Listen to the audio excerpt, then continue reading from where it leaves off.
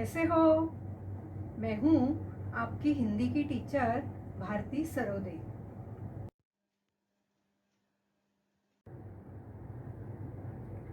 नमस्ते बच्चों। कोविड-19 के इस मुश्किल दौर ने हमें अपने घरों में रहकर अपना कार्य करने के लिए मजबूर कर दिया है, लेकिन बृहन्मुंबई महानगर पालिका ने आपके लिए इस चैनल के द्वारा पढ़ने का अवसर दिया है। इस चैनल द्वारा आपके लिए वीडियो बनाए जाते हैं जिसमें आपका पाठ, उसका शीर्षक तथा उसके नीचे दिए गए स्वाध्याय सभी दिखाई देंगे, जो आप घर बैठकर ही अपना अध्ययन पूरा कर सकोगे। तो चलिए आज हम एक नए पाठ की ओर जाते हैं। बृहन्मुंबई महानगरपालिका शिक्षण विभाग वर्चुअल ट्रेनिंग सेंटर द्वारा मैं भारती सरोदे आपका स्वागत करती हूँ। नमस्ते प्यारे बच्चों, आज हम हिंदी सुलभ भारती छठी कक्षा का अभ्यास करेंगे। इसके पहले के वीडियो में हमने तूफानों से क्या डरना यह कविता पढ़ी है, सीखी है। आओ आज हम इस कविता के अंतर्गत और अंत में दिए गए स्वाध्याय को पूरा करते हैं। ये है हमारे पाठ्य पुस्तक में दी हुई कविता तूफानों से क्या डरना। तो सबसे पहले हम इस कविता को ताल सुर के साथ सुनते हैं। नफरत करना नहीं किसी से, प्यार सभी से करना जी। तूफान तो आते रहते हैं, इनसे भी क्या डरना जी। हिम्मत करने वालों को मिलती मदद सब लोगों की, सत्कर्मों की तुलिका से जीवन में रंग भरना जी। हार जीत का खेल है जीवन, खेल समझ कर खेलो। जो भी मिलता हाथ बढ़ाकर खुशी खुशी तुम ले लो। जब तक जियो हंसकर जियो, एक दिन सबको जाना जी। तूफान तो आते रहते हैं, इनसे भी क्या डरना जी। धूप छाव जीवन का हिस्सा, कभी उजाला कभी अंधेरा। रात हो चाहे जितनी लंबी, उसका भी है अंत सवेरा। समय एक सा कभी न रहता, थोड़ा धीरज धरना जी। तूफान तो आते रहते हैं, इनसे भी क्या डरना जी। देह अभिमान के कारण देखो कितनी महामारी है। सबको सच्ची राह दिखाना अपनी जिम्मेदारी है। आत्मज्ञान के दीप जलाकर दूर अंधेरा करना जी। तूफान तो आते रहते हैं, इनसे भी क्या डरना जी। तूफान तो आते रहते हैं, इनसे भी क्या डरना जी। प्यारे बच्चों, तूफानों से क्या डरना यह कविता हमें हमेशा ध्यान में रखनी है, तो इसे कंठस्थ जरूर कर लेना। आओ अब हम इस कविता के अंतर्गत और अंत में हमें जो स्वाध्याय दिया है, प्रश्न दिए हैं, उनके उत्तर लिखते हैं। स्वयं अध्ययन, चित्र देखकर हाव भाव की नकल करो।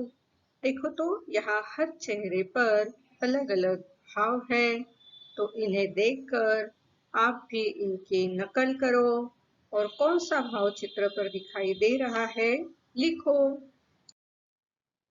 इन चेहरों पर कौन से भाव है देखो तो। हंसना, गुस्सा, नाखुश, डरना। रोना, खुश, आश्चर्य। खोजबीन इस शीर्षक के अंतर्गत भारतीय स्थानीय समय के अनुसार देश विदेश के समय की तालिका बनाओ। देखो, यहाँ न्यू दिल्ली यानी भारतीय स्थानीय समय दिखाया जा रहा है। तो उसी वक्त Hong Kong, Tokyo, Sydney, Moscow, London, New York और लॉस एंजलिस के घड़ी में कितने बजे होंगे, यह इन घड़ियों में दिखाया गया है। तो हर एक देश की स्थानीय समय जो होता है उसमें फर्क होता है। यह बात आप इंटरनेट के माध्यम से ध्यान से, गौर से समझ लेना। मैंने समझा।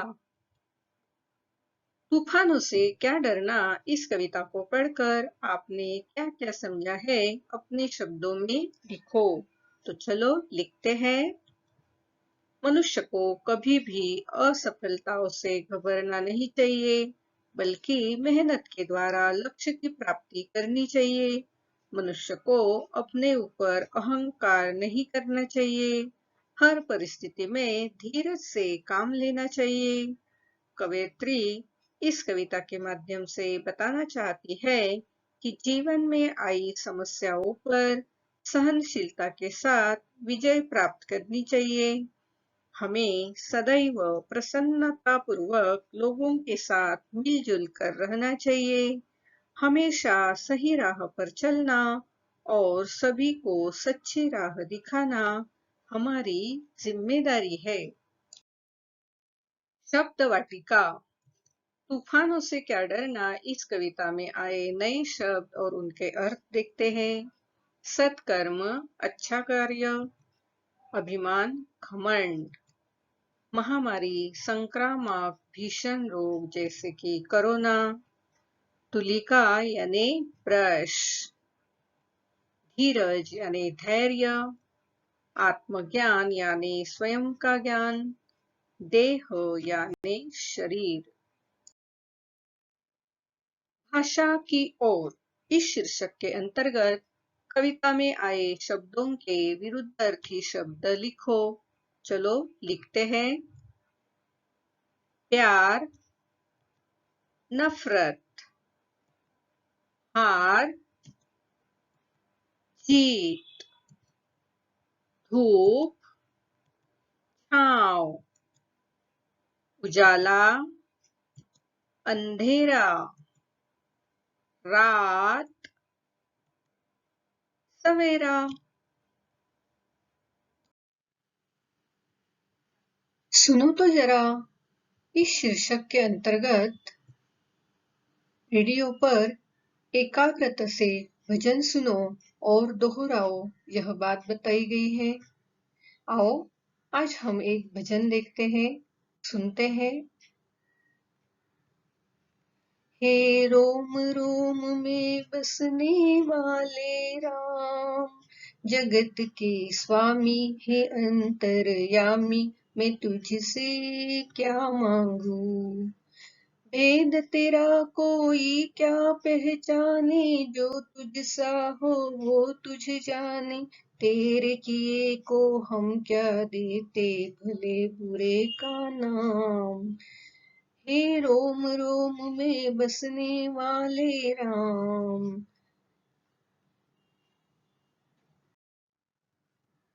बताओ तो सही, इस शीर्षक के अंतर्गत साक्षरता अभियान के बारे में जानकारी बताओ। हमारे देश में शिक्षा का स्तर बहुत बड़ा है, जिससे भारत देश के लोग सफल हुए हैं। साक्षरता अभियान चलाकर लोगों के जीवन में जो अज्ञान का अंधेरा था, वह दूर किया जा रहा है। इस अभियान के द्वारा उनके जीवन में ज्ञान का उजाला हुआ है। साक्षरता अभियान सफल भी रहा है। इस अभियान से हमारे देश के लड़कियां, लड़के तथा प्रौढ़ शिक्षा की ओर बढ़ रहे हैं। अशिक्षा एवं निरक्षरता को दूर करने के प्रयास हो रहे हैं। जगह जगह विद्यालय खोले जा रहे हैं। प्रौढ़ शिक्षा के लिए प्रौढ़ शिक्षा अधिकारी नियुक्त किए गए और बेरोजगार शिक्षित युवक सेवानिवृत्त कर्मचारी एवं समाज सेवक लोग इस कार्य में लगाए गए हैं। साथ ही ग्रामीण क्षेत्रों में जगह जगह पाठशालाएं खोली गई है। सभी को अक्षर का ज्ञान हो, इसके लिए हमारे देश में साक्षरता अभियान चलाया जा रहा है। निरक्षरता जो हमारे समाज पर एक काला दाग है, उसे साक्षरता अभियान से मिटाया जा रहा है। वाचन जगत से मीरा का पद और सरल अर्थ बताओ। बच्चों, ये है भक्त मीराबाई जो कृष्ण की भक्ति किया करती थी। उनका यह पद पहले हम पढ़ते हैं और उसका अर्थ भी बताते हैं। पायो जी मैंने राम रतन धन पायो, वस्तु अमोलक तिमर सतगुरु, कृपा कर अपनायो। जन्म जन्म की पूंजी पाई, जग में सभी को आयो। खर्चन खूटे चोरन लूटे, दिन दिन बढ़त सवायो। सत की नाव खेवटिया सतगुरु, भव सागर तर आयो। मीरा के प्रभु गिरधर नागर, हरख हरख जस पायो। पायो जी मैंने राम रतन धन पायो। कृष्ण की भक्ति में लीन रहने वाली मीराबाई कहती है, मुझे राम रूपी बड़े धन की प्राप्ति हुई है। मेरे सद्गुरु ने कृपा करके ऐसी अमूल्य वस्तु भेंट की है।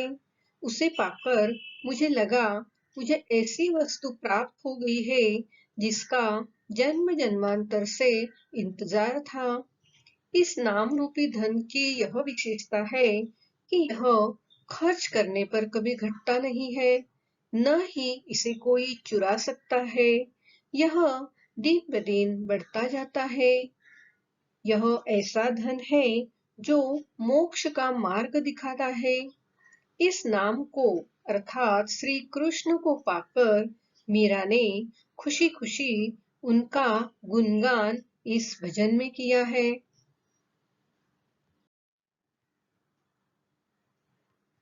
मेरी कलम से, इसके अंतर्गत आपको महीने में एक बार कविता का श्रुत लेखन करने को कहा गया है।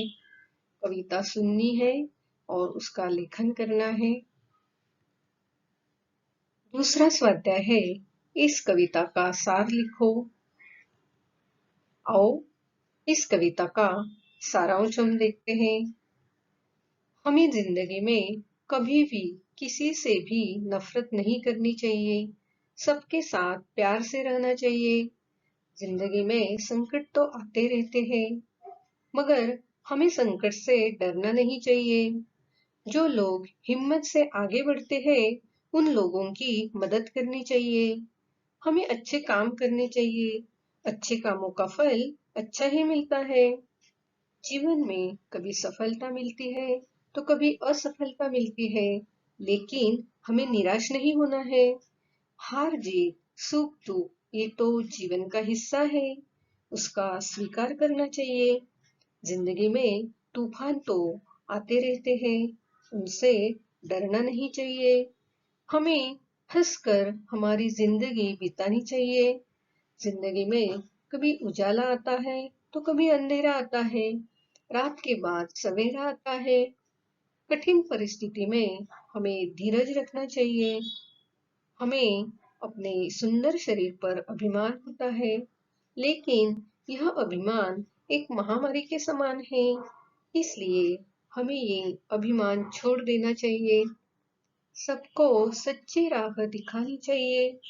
ज्ञान रूपी दीप जलाकर अज्ञानता का अंधकार दूर करना चाहिए।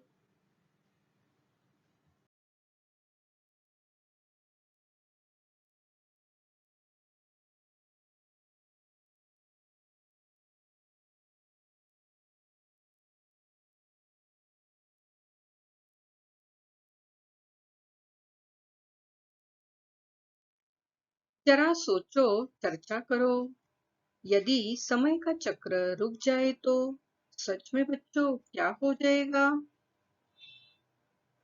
रात की गहरी नींद से जब हमारी आंखें खुलती है, तब कोयल की मीठी आवाज, चिड़ियों की चहचहाहट और प्रकृति की हरियाली, स्वच्छंद निर्मल पवन का स्पर्श हमें यह एहसास दिलाते हैं कि हम एक नए प्रभात में प्रवेश कर चुके हैं। लेकिन यदि समय का चक्र रुक जाए तो सारा कामकाज बंद हो जाएगा। दिन रात में कोई परिवर्तन नहीं होगा। मनुष्य निष्क्रिय हो जाएगा। पेड़ पौधों की वृद्धि रुक जाएगी, जिससे अनाज और फलों का उत्पादन रुक जाएगा। सारे प्राणियों सहित संपूर्ण जगत गतिहीन और स्थिर हो जाएगा। सदैव ध्यान में रखो, इस शीर्षक के अंतर्गत आओ देखते हैं, हमारी सोच सकारात्मक होनी चाहिए। सकारात्मक सोच होने से हमें क्या-क्या फायदे होते हैं, आइए देखते हैं।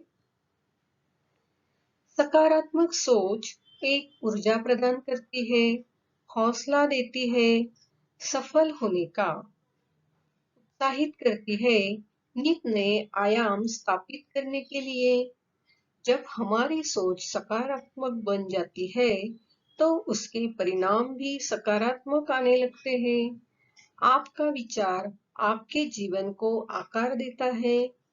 वे आपके कार्यों, निर्णयों, प्रतिक्रियाओं, रिश्तों और व्यवहारों को प्रभावित करते हैं। अपनी सोच और दृष्टिकोण में एक सकारात्मक बदलाव की आवश्यकता हो सकती है। Think positive and be positive.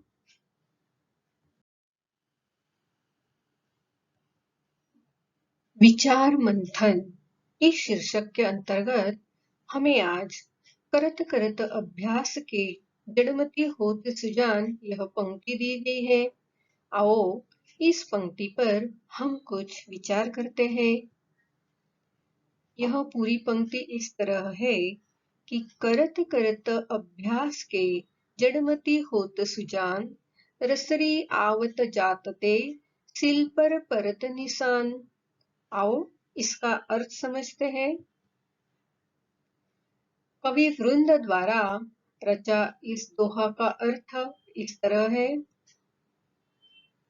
कुएं से पानी खींचने के लिए बर्तन से बांधी हुई रस्सी कुएं के किनारे पर रखे हुए पत्थर से बार बार रगड़ खाने से पत्थर पर भी निशान बन जाते हैं। ठीक इसी प्रकार बार बार अभ्यास करने से मंद बुद्धि व्यक्ति भी कई नई बातें सीखकर उनका जानकार हो सकता है। आया समझ में इसका अर्थ?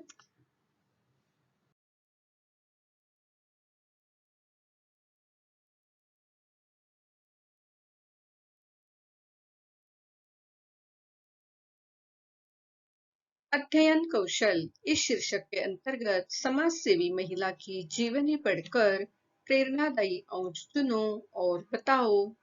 तो आज हम सावित्रीबाई फुले के बारे में कुछ लिखते हैं।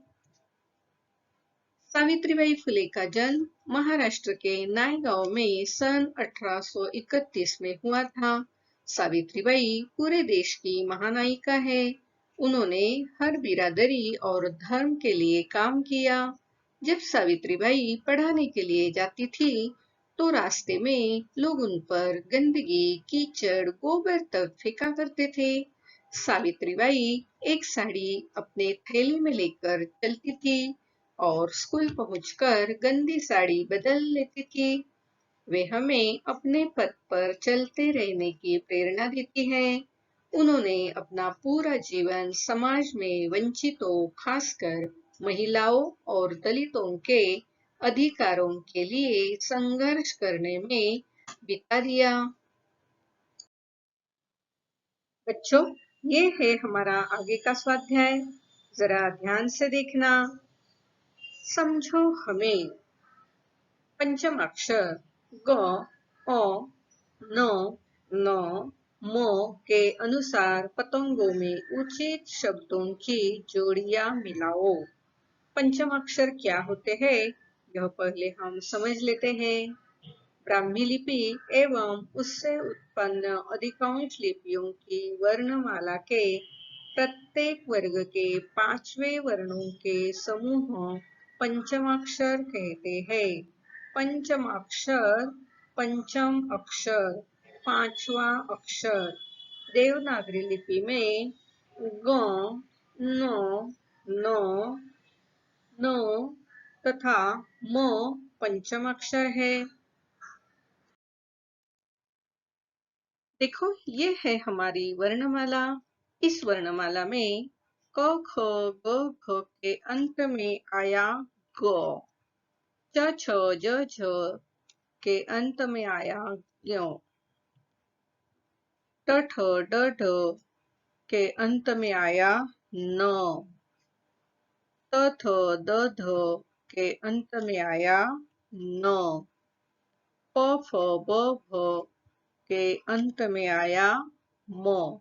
तो इस तरह यह पंचमाक्षर जो है, अब इनका उपयोग कहाँ किया जाता है, यह हम समझ लेते हैं।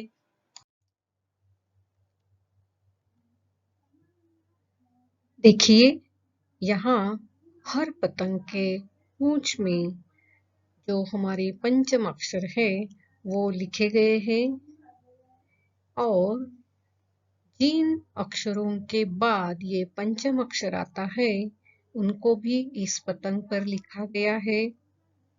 क, ख, ग, घ, इसके अंत में ग, यहाँ पंचम अक्षर आता है। अब हम इसके उदाहरण देखेंगे। कंगना, संघमित्रा, पंख, कंकाल, इस तरह। आगे का जो पंचम अक्षर है च, छ, ज, झ, इसके अंत में आता है न, तो इसका उच्चारण इस तरह होता है चंचल, जंजाल, पंछी, झंझा। अभी इसके आगे ट, ठ, ड, ढ, इसके अंत में जो पंचम अक्षर आता है न, इसके कुछ उदाहरण देखते हैं। कंठ, डंडा, पंडरी, घंटा, इस तरह के उदाहरण देखे हैं। अभी त, थ, द, ध, इन अक्षरों के बाद जो पंचम अक्षर आता है वो है न। अभी उसके कुछ उदाहरण देखते हैं। गंधर्व, अंदर, अंतिम, मंथन, इस तरह के उदाहरण। और प, फ, ब, भ, इसके अंत में जो पंचम अक्षर आता है वो है म। इस म का उच्चारण इन शब्दों में देखिए कैसा होता है। चंबल, इम्फाल, अचंभा, चंपारण। तो बच्चों, आज हमने इन पंचम अक्षरों की जानकारी ली है। अभी आपने जो उदाहरण देखे हैं उन उदाहरणों में ये पंचम अक्षर कहीं भी दिखाई नहीं देते। तो इन पंचम अक्षरों की जो उच्चारण है वह अनुस्वार के रूप में की जाती है। अब आप आगे आप जब भी कोई पाठ पढ़ोगे तो इस तरह अनुस्वार वाले जो शब्द होते हैं उन शब्दों में कौन सा पंचाक्षर छिपा है इसके बारे में जरूर जान लेना। तो तूफानों से क्या डरना, यह कविता अब हम एक एक लाइन करके पहले पढ़ते हैं और उसके बाद इस कविता को ताल सुर के साथ सभी मिलकर गाते हैं। नफरत करना नहीं किसी से, प्यार सभी से करना जी। तूफान तो आते रहते हैं, इनसे भी क्या डरना जी। हिम्मत करने वालों को मिलती मदद सब लोगों की। सत्कर्मों की तुलिका से जीवन में रंग भरना जी। हार जीत का खेल है जीवन, खेल समझकर खेलो। जो भी मिलता हाथ बढ़ाकर, खुशी खुशी तुम ले लो। जब तक जियो हंसकर जियो, एक दिन सबको जाना जी। तूफान तो आते रहते हैं, इनसे भी क्या डरना जी। धूप छाव जीवन का हिस्सा, कभी उजाला कभी अंधेरा। रात हो चाहे जितनी लंबी, उसका भी है अंत सवेरा। समय एक सा कभी न रहता, थोड़ा धीरज धरना जी। तूफान तो आते रहते हैं, इनसे भी क्या डरना जी। देह अभिमान के कारण देखो, कितनी महामारी है। सबको सच्ची राह दिखाना, अपनी जिम्मेदारी है। आत्मज्ञान के दीप जलाकर, दूर अंधेरा करना जी। तूफान तो आते रहते हैं, इनसे भी क्या डरना जी। नफरत करना नहीं किसी से, प्यार सभी से करना जी। तूफान तो आते रहते हैं, इनसे भी क्या डरना जी। हिम्मत करने वालों को मिलती मदद सब लोगों की। सत्कर्मों की तुलिका से, जीवन में रंग भरना जी। हार जीत का खेल है जीवन, खेल समझ कर खेलो। जो भी मिलता हाथ बढ़ाकर, खुशी खुशी तुम ले लो। जब तक जियो हंसकर जियो, एक दिन सबको जाना जी। तूफान तो आते रहते हैं, इनसे भी क्या डरना जी। धूप छाव जीवन का हिस्सा, कभी उजाला कभी अंधेरा। रात हो चाहे जितनी लंबी, उसका भी है अंत सवेरा। समय एक सा कभी न रहता, थोड़ा धीरज धरना जी। तूफान तो आते रहते हैं, इनसे भी क्या डरना जी। देह अभिमान के कारण देखो, कितनी महामारी है। सबको सच्ची राह दिखाना, अपनी जिम्मेदारी है। आत्मज्ञान के दीप जलाकर, दूर अंधेरा करना जी। तूफान तो आते रहते हैं, इनसे भी क्या डरना जी। तूफान तो आते रहते हैं, इनसे भी क्या डरना जी। स्वाध्याय प्रश्न पहला, रिक्त स्थानों की पूर्ति करो। 1. नफरत करना नहीं किसी से, डैश सभी से करना जी। 2. हिम्मत करने वालों को मिलती डैश सब लोगों की। 3. डैश का खेल है जीवन, खेल समझकर खेलो। 4. जब तक जियो डैश जियो, एक दिन सबको जाना जी। 5. डैश जीवन का हिस्सा, कभी उजाला कभी अंधेरा। 6. समय एक सा कभी न रहता, थोड़ा डैश धरना जी। 7. देह अभिमान के कारण देखो, कितनी डैश है। 8. डैश के दीप जलाकर, दूर अंधेरा करना जी। प्यारे बच्चों, आज हमने तूफानों से क्या डरना इस कविता के अंतर्गत और अंत में दिए स्वाध्याय को पूरा किया है। यह कविता हमें बहुत कुछ सिखाती है। इस कविता को हमेशा ध्यान में रखने के लिए इस कविता को आप कंठस्थ जरूर कर लेना। आज आपने यह वीडियो कंप्यूटर, लैपटॉप या मोबाइल पर देखा होगा।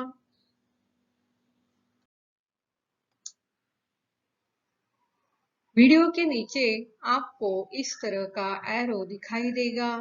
इस एरो को क्लिक करते ही आपके सामने डिस्क्रिप्शन बॉक्स खुल जाएगा।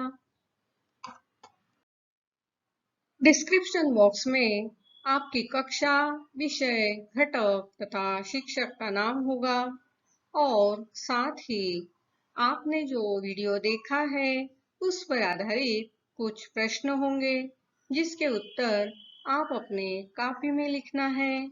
और हाँ, साथ में ही एक गूगल लिंक दी गई है। इस लिंक को क्लिक करके जो फॉर्म आएगा उसे आपको भरना है। इस तरह का गूगल फॉर्म आपके सामने खुल जाएगा जिसे क्लिक करके भरना है और अंत में यह जो सबमिट का बटन है उसे दबाना है।